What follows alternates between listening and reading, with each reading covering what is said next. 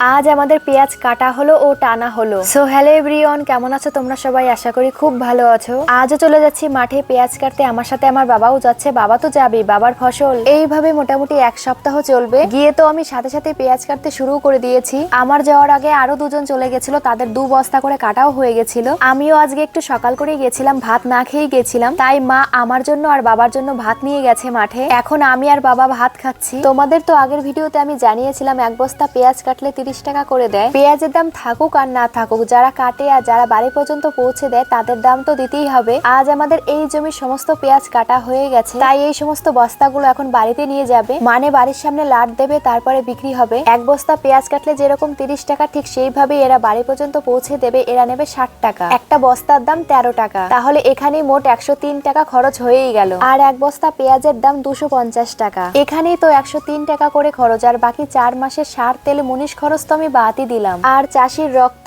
বেকার জল হলো।